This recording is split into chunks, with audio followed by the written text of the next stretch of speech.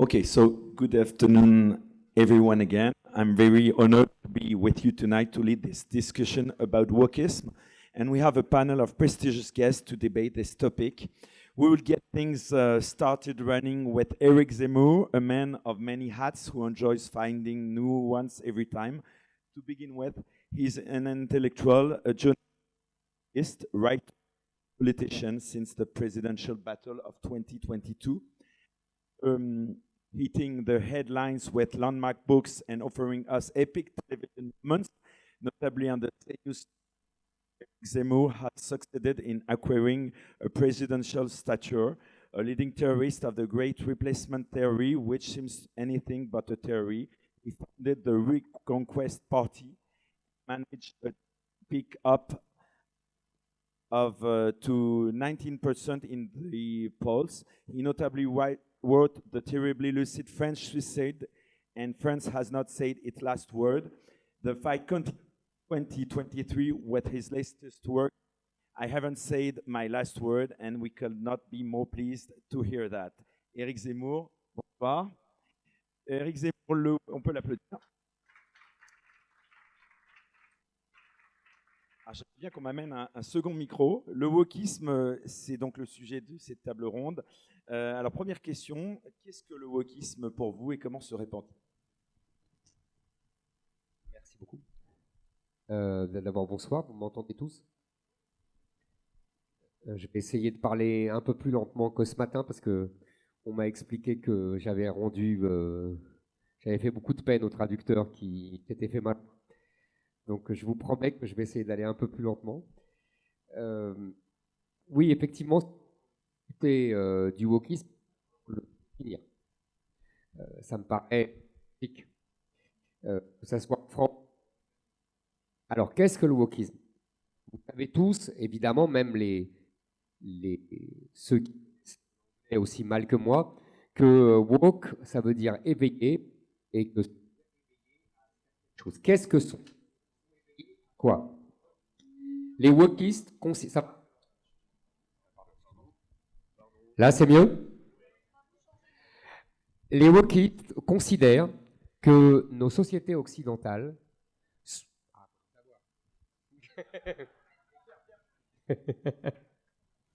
bon, là, c'est mieux. Bon, alors, donnez un quatrième.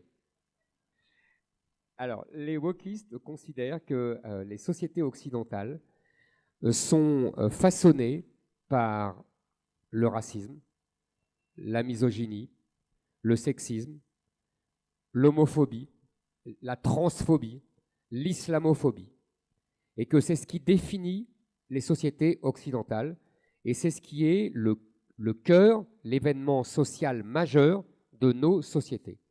Même si on ne s'en aperçoit pas, dit-il, eh ben c'est que c'est des éléments subtils qui nous conditionnent, et qui nous conditionnent quand même.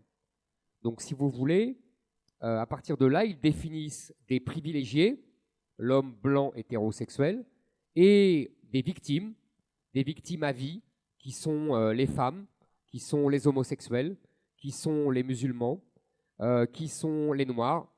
Ça, ce sont des victimes à vie et il n'y a pas d'individualité. C'est-à-dire que chaque individu, si vous voulez, un ouvrier blanc, s'il arrive à devenir ingénieur en travaillant toute sa vie, c'est parce qu'il est privilégié, parce qu'il est blanc.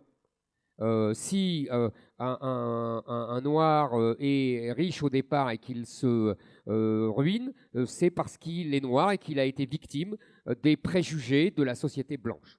Donc il n'y a pas de mérite individuel, il y a seulement l'incarnation par chacun incarne un groupe. Ça, c'est une première chose. Donc ça, c'est le wokisme. Donc les gens, les militants woke, sont éveillés à ce genre de discrimination et doivent expliquer aux gens et à la société que c'est le malheur de nos sociétés occidentales et qu'il faut sans cesse le corriger. Ça, c'est la première chose. Alors, la question suivante, évidemment, c'est comment il arrive, d'où il vient et comment il arrive à se répandre. Alors, d'où il vient, là, c'est encore nos liens transatlantiques qui ont été mis en œuvre. C'est-à-dire que les intellectuels français dans les années 60, les fameux intellectuels de la déconstruction, Derrida, Deleuze, Lacan, etc., qui ont expliqué que rien n'était simple, rien n'était au premier degré, que toutes les structures, que ce soit la famille, la patrie et tout le reste, n'étaient en fait que ce qu'on imposait aux gens et qu'il fallait les déconstruire, qu'il fallait voir ce qu'il y avait derrière. Cette théorie, cette French Theory, comme disent les Américains, est allée aux États-Unis, elle s'est répandue dans les campus américains et c'est devenu le wokisme. Et les Américains nous ont renvoyé ce wokisme en Europe et en particulier en France. Ça, c'est la première explication la plus claire. Maintenant, ce qu'il faut bien comprendre, c'est comment il s'impose. Parce que ce n'est pas évident. Après tout, on pourrait en rire ou on pourrait la rejeter.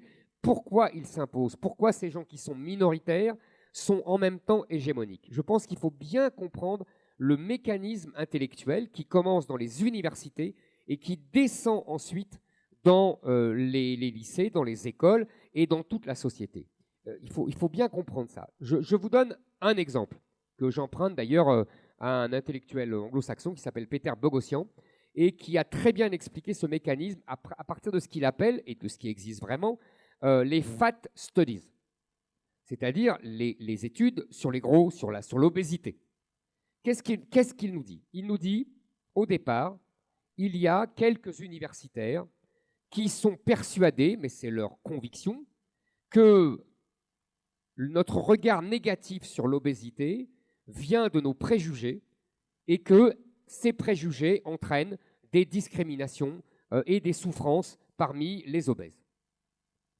Bon, très bien, ça pourrait rester une opinion entre 4 ou 5 personnes, mais c'est là où le génie des woke s'opère. Qu'est-ce que font ces universitaires? Ils créent une revue avec un comité de lecture. Ce comité de lecture sélectionne des articles qui sont publiés dans la revue, qui s'appelle Fat Studies. Je tiens à préciser quand même que ça existe, je n'invente pas. Donc, la revue commence à publier des articles sur les persécutions et sur les préjugés autour des obèses. À partir de là, il y a un comité de sélection des articles. Et donc, on envoie des articles qui prouvent et qui attestent de ces persécutions et de ces préjugés autour des obèses. Et puis, à partir de ce comité de lecture, à partir de cette revue qui est publiée, qu'est-ce qui se passe? Eh bien, on crée des séminaires universitaires avec des étudiants. Et des dizaines d'étudiants s'inscrivent, des centaines d'étudiants s'inscrivent, des milliers d'étudiants s'inscrivent. Puis, cette revue et ce comité de lecture universitaire, eh bien, il va créer des diplômes. Parce qu'on va tester le fait que des étudiants qui se sont inscrits dans ce séminaire enregistrent bien et expliquent bien les théories autour du Fat Studies. Et aux meilleurs élèves et à tous les élèves qui recrachent bien la doxa, eh ben on va leur donner des diplômes. Et ces diplômes vont être labellisés par l'université. Et à partir du moment où vous avez un diplôme labellisé par l'université, eh ben, vous allez trouver du travail autour de ces théories, que ce soit Fat Study ou théorie du genre ou que sais-je encore. En revanche, ceux qui vont essayer au sein de l'université de contester ces soi-disant études vont être marginalisés. Je vous donne un seul exemple que je connais très bien. Madame Michèle Tribala, qui est la seule démographe iconoclaste depuis 30 ans, a été complètement marginalisée à l'INED. Et on continue. Nous avons ces étudiants qui rentrent dans le monde du travail, qui vont répandre les théories qu'ils ont apprises à l'université. Nous avons des journalistes qui ont été dans les mêmes universités que ces universitaires et qui vont répandre les théories dans les journaux, dans les médias. Et à partir du moment où ils vont les répandre dans les médias, ils vont convaincre des gens et les politiques vont reprendre ces théories pour éventuellement en faire des lois. C'est comme ça que depuis 20 ans, la théorie du genre a été imposée dans toutes les universités occidentales. Au début, ce n'était rien d'autre que du militantisme. Mais le militantisme est devenu savoir. Et cette mécanique universitaire, c'est du blanchiment de militantisme en savoir. Et quand ensuite, dans les médias, vous allez vous opposer, c'est ce qui m'est arrivé, vous allez vous opposer à cette théorie, on va vous dire, mais monsieur, c'est scientifique. Regardez, c'est attesté par l'université Intel, c'est attesté par l'universitaire Intel. Et ce n'est pas fini. Ces universités, ensuite, ça va redescendre. Ça va redescendre dans les instituts de formation des professeurs qui vont être éduqués à cette théorie. Et dans les centres de formation des professeurs, ensuite, ça va se répandre dans les livres scolaires. Ensuite, dans les lycées, dans les collèges, à l'école primaire. Parce que tout va redescendre. Et évidemment, si jamais vous contestez cela, on va vous dire, mais enfin, vous contestez la science. Vous êtes vraiment un analphabète. Vous êtes quelqu'un qui conteste la science comme on a contesté Galilée. Et ça, vous êtes pris dans une machine absolument implacable, qui consiste à imposer des théories qui sont fumeuses au départ. Je vous donne un seul exemple, on devrait en rire si les gens ne l'avaient pas repris sérieusement. Il y a 20 ans, une anthropologue française a décrété que les femmes étaient plus petites que les hommes parce qu'au temps de Cro-Magnon, les hommes de Cro-Magnon volaient la viande aux femmes et leur interdisaient de manger de la viande. Ben, vous voyez, vous en riez. C'est exactement ce que j'ai fait moi aussi. Ben, je peux vous dire que pendant des années, cette théorie a été enseignée, s'est retrouvée dans le journal Le Monde, le plus grand journal français, très sérieusement, et que ceux qui en riaient ou le contestaient étaient pris pour des misogynes, des gens qui contestaient la science, etc., etc. C'est ça le wokisme. Comment on peut faire face au wokisme alors d'après vous? Alors.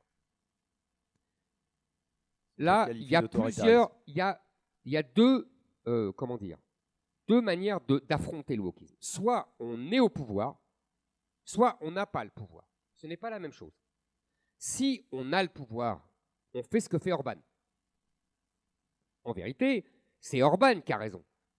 C'est pas du tout lui le liberticide. C'est lui qui essaye de restaurer la liberté universitaire. Et ce sont les wokistes qui essayent de la briser, de l'interdire. Ils interdisent, ils sont totalitaires. Ils interdisent tout ce qui n'est pas leur théorie fumeuse. Puisqu'évidemment, ils l'imposent comme la science. Mais c'est exactement comme le marxisme. Qu'est-ce que c'est le marxisme?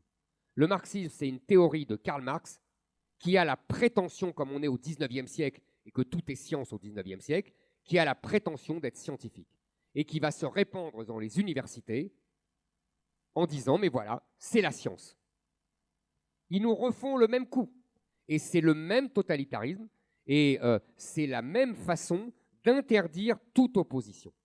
Donc, qu'est-ce qu'on fait quand on a le pouvoir? Quand on a le pouvoir, simplement, on combat. C'est-à-dire qu'on interdit, on établit des lois, on a les moyens législatifs.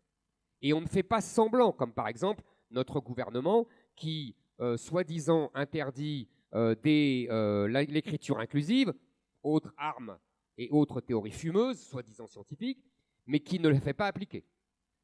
Alors maintenant, quand on n'a pas le pouvoir, comme nous, qu'est-ce qu'on fait? Moi, j'ai dit dans un discours l'année dernière que j'allais m'opposer et utiliser mon parti politique, non pas seulement à préparer des élections comme ils le font tous, mais à mener ce combat culturel. Parce que le grand drame de la droite française depuis 1945, c'est que, y compris le général de Gaulle, a renoncé à mener le combat culturel et à laisser l'université, et à laisser l'école, et à laisser les médias, et à laisser tous les moyens culturels, le cinéma, etc., à la gauche, à l'époque marxiste, et désormais celle qui a pris sa succession, les wokistes. Donc, et comment on mène le combat culturel? En tout cas, comment moi j'essaye de le mener? D'abord, en les appelant wokistes. Là, c'est quelque chose de très important. Ils détestent être appelés wokistes. Ils détestent être mis en lumière parce que wokiste, ça veut dire tout ce que je viens de vous dire. C'est-à-dire, ça veut dire que leur pseudo-savoir n'est que du militantisme blanchi.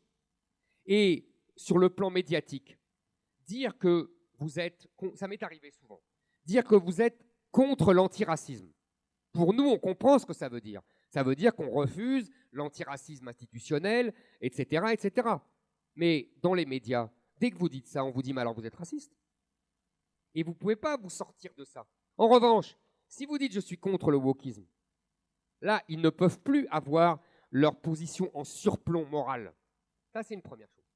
Deuxième chose, j'ai créé il y a 1 an ce qu'on a appelé les parents vigilants. C'est-à-dire un groupe de parents qui voient et dénoncent ce qu'ils voient dans les manuels scolaires l'idéologie wokiste, qui voient dans les méthodes des professeurs, qui voient dans les associations qui ont table ouverte dans les écoles françaises et qui sont des associations pro-migrants, qui sont des associations pro-LGBT, etc., etc., et qui font de la propagande auprès des enfants de 8 ans, de 10 ans, de 12 ans, qui leur apprennent qu'ils ne sont pas forcément une petite fille, qu'ils ne sont pas forcément un petit garçon, qui leur apprennent que les migrants viennent de partout dans le monde et que c'est bien et qu'ils doivent ouvrir leurs bras et ouvrir leurs frontières. Bref, qui endoctrinent nos enfants les plus jeunes possibles. Toute cette méthode-là, nous les dénonçons. Les parents vigilants sont maintenant 60 000. C'est un résultat formidable.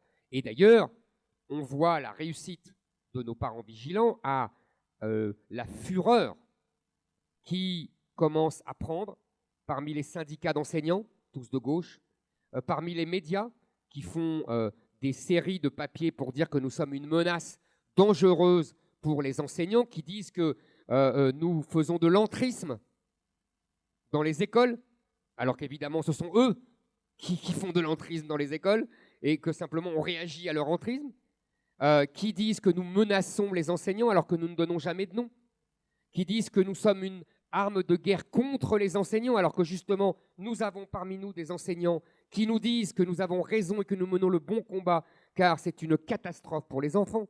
Parce que vous comprenez, non seulement ils endoctrinent les enfants, mais ces théories fumeuses qui sont présentées comme de la science, ça rend encore plus médiocres nos enfants alors que le niveau scolaire s'est déjà écroulé depuis 40 ans. C'est accélérateur de médiocrité et d'affaissement du niveau scolaire de nos pauvres enfants qui doivent subir cela.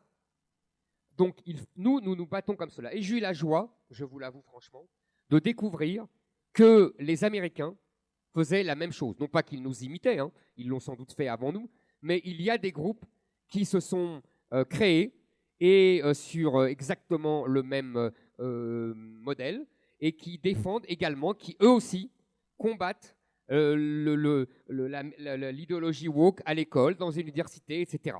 Donc je suis assez fier qu'on ait eu comme ça la même idée de part et d'autre de l'Atlantique, et je pense que c'est parce que justement nous avons subi la même offensive que nous faisons exactement la même chose. Donc voilà comment je pense que nous devons combattre, nous devons continuer à combattre. Nous avons depuis cet automne-là présenté des candidats dans les élections de parents d'élèves, et nous avons eu la joie d'avoir à peu près 3500 élus. C'est un début. Évidemment, les syndicats habitués et habituels hurlent à l'extrême droite, à l'entrisme, etc. Mais nous ne nous laissons pas intimider. Mais je pense qu'il en va vraiment de la santé mentale de nos enfants et également, comment vous dire, de la qualité de l'intelligence française et américaine. Je pense que le wokisme est une machine à détruire l'intelligence occidentale. C'est dramatique en vérité. Le marxisme n'était pas aussi pernicieux.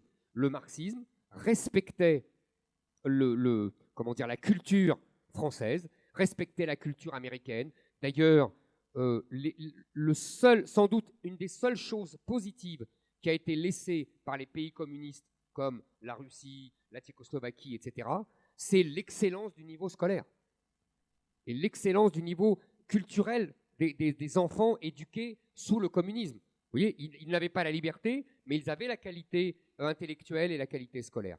Or là, le wokisme, c'est une machine à abêtir nos enfants. Merci Éric Zemmour, on peut vous applaudir.